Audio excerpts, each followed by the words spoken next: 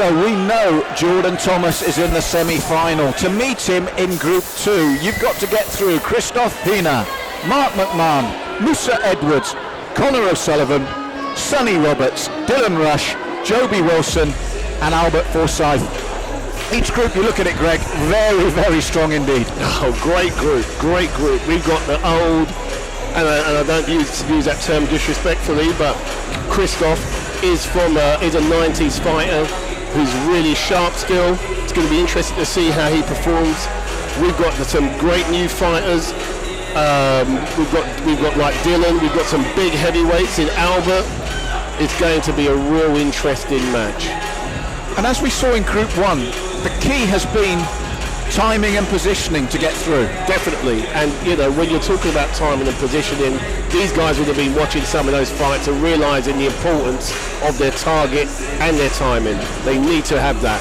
So it's going to be very, very, very interesting fights here. I'm looking forward to it. And that's notwithstanding the fact we've also got the ladies here to fight. Carla's here. I don't know where her fighter is, but Carla's been up in Team GB, up in Manchester, preparing for the last 3 months and getting the benefits of the training up there. She should be fighting Ashley Harris, so we'll try and establish where Ashley is.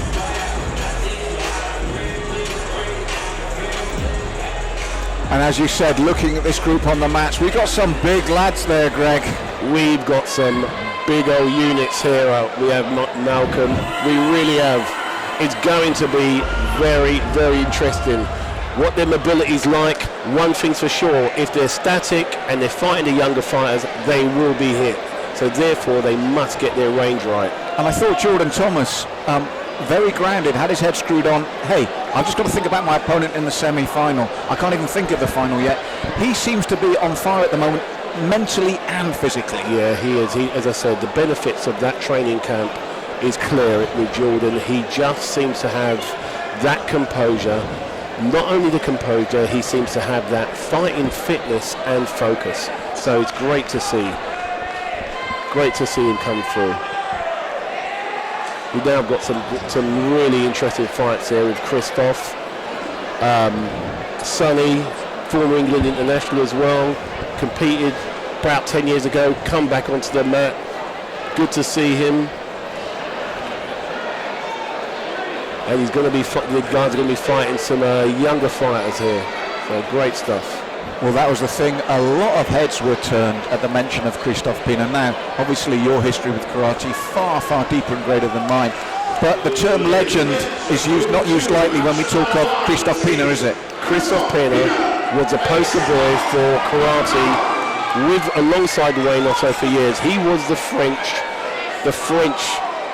glitterati on his own. So it's going to be interesting how Christophe fares here. Well, he's facing Mark McMahon in the first round, Greg. Christophe was known for his incredible kicking ability. He had a taekwondo background, and his legs were right hands.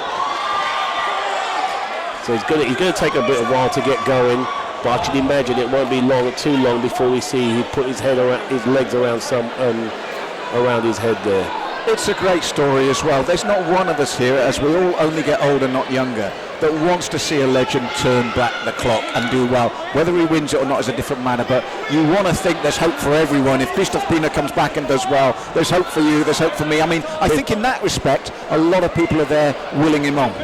Wonderful sort of observation there, Malcolm, but there's no hope for me, I can assure you that. Yeah? I will not be coming back unless it's drinking pina coladas around the swimming pool in the Caribbean. I'll take you on that. We'll go in the group together, mate. Group final, you and me, pina colada. Yeah, but you know, all respect to Christophe, because the Olympic dream has stimulated him to actually come back into competition karate. He's been teaching for the last 10 to 12 years, and he's just thought, you know what, let's see what I've got. Good luck to him.